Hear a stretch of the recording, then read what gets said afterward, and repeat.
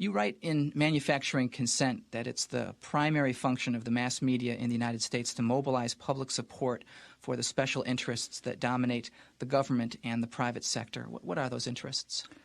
Well, if you want to understand the way any society works, ours or any other, the first place to look is who's in a position to make the decisions that determine the way the society functions. Societies differ, but in ours, the major decisions over what happens in the society, decisions over investment and production and distribution and so on, are in the hands of a relatively concentrated network of major corporations and conglomerates and investment firms and so on.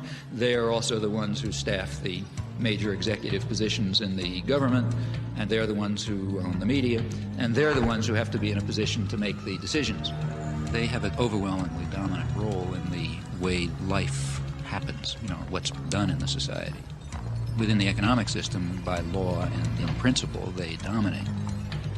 The control over resources and the need to satisfy their interests imposes very sharp constraints on the political system and the ideological system.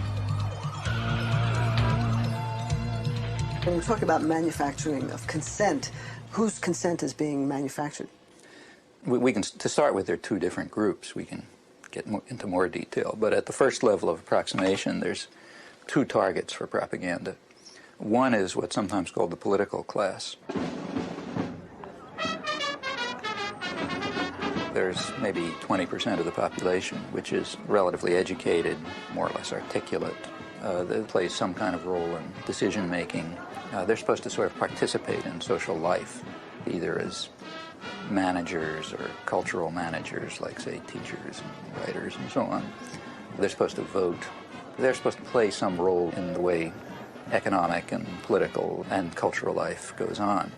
Now, their consent is crucial. It's one group that has to be deeply indoctrinated. Then there's maybe 80% of the population whose main function is to follow orders and not to think, and not to pay attention to anything. And they're the ones who usually pay the costs. All right. Professor Thompson, you outlined a model with filters that propaganda is sent through. That's way to the public. Can you briefly outline those? It's basically an institutional analysis of the major media, what we call a propaganda model. We're talking primarily about the national media, those media that sort of set a general agenda that others more or less adhere to the extent that they even pay much attention to national or international affairs. Now, the elite media are the sort of the agenda-setting media. That means the New York Times, the Washington Post, the major television channels, and so on. They set the general framework.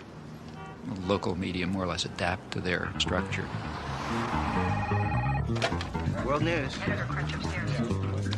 Begins to sound like it says that there's a beachhead. I think 628 is a good one. Yeah, but I think 6 is a good start. This is the operative soundbite for us. He's ours. He really knows how to time it. We've got a minute for all the time, so that's... I love this soundbite. Okay. And they do this in all sorts of ways, by selection of topics, by distribution of concerns, by emphasis and framing of issues, by filtering of information, by bounding of debate within certain limits. 2.5 minutes to air. 45 seconds. They determine, they select, they shape, they control, they restrict in order to serve the interests of dominant elite groups in the society. There is an unusual amount of attention focused today on the 5 nations of Central America. This is Democracy's Diary. Here for our instruction are triumphs and disasters, the pattern of life's changing fabric. Here is great journalism, a revelation of the past, a guide to the present, and a clue to the future. The New York Times is certainly the most important newspaper in the United States, and one could argue the most important newspaper in the world. The New York Times plays an enormous role in shaping the perception of the current world on the part of the politically active, educated classes. Also, the New York Times has a special role, and I believe its editors probably feel that they bear a heavy burden, in the sense that the New York Times creates history. What happened years ago may have a bearing on what happens tomorrow. Millions of clippings are preserved in the Times library, all indexed for instant use, a priceless archive of events and the men who make them.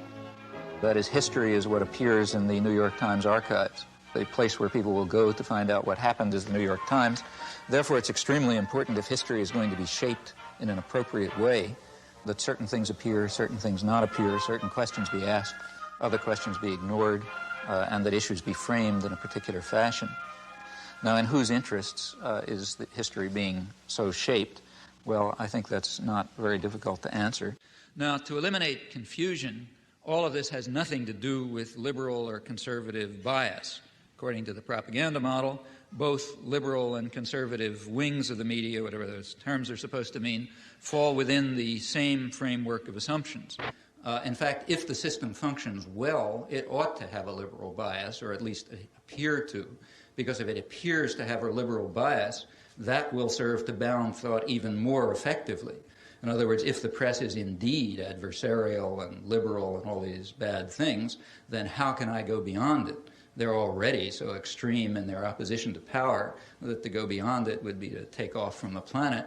So therefore, it must be that the presuppositions that are accepted in the liberal media are sacrosanct, can't go beyond them.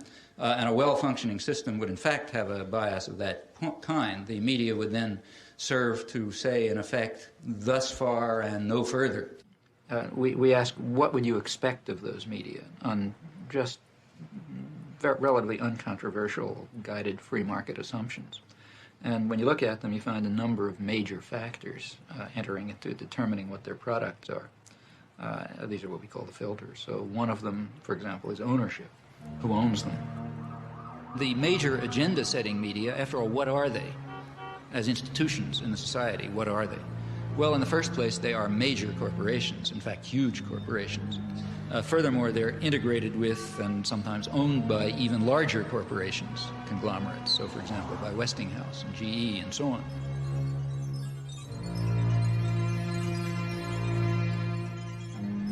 What I wanted to know was how specifically the elites control the media. What I mean is, I guess... It's like asking, how do the elites control General Motors? Well, why isn't that a question? I mean, General Motors is an institution of the elites. They don't have to control it. They own it. So what we have in the first place is major corporations which are parts of even bigger conglomerates. Now, like any other corporation, they have a product which they sell to a market. The market is advertisers, that is, other businesses. What keeps the media functioning is not the audience. They make money from their advertisers. And remember, we're talking about the elite media, so they're trying to sell a good product, a product which raises advertising rates. And ask your friends in the advertising industry, that means that they want to adjust their audience to the more elite and affluent audience. That raises advertising rates. So what you have is institutions, corporations, big corporations, that are selling relatively privileged audiences to other businesses. Well, what point of view would you expect to come out of this? I mean, without any further assumptions, what you'd predict is that what comes out is a picture of the world, a perception of the world, that satisfies the needs and the interests and the perceptions of the sellers, the buyers, and the product. Now, there are many other factors that press in the same direction. If people try to enter the system who don't have that point of view, they're likely to be excluded somewhere along the way. After all, no institution is going to happily design a mechanism to self-destruct. It's not the way institutions function. So they all work to exclude or marginalize or eliminate dissenting voices or alternative perspectives and so on because they're dysfunctional. They're dysfunctional to the institution itself.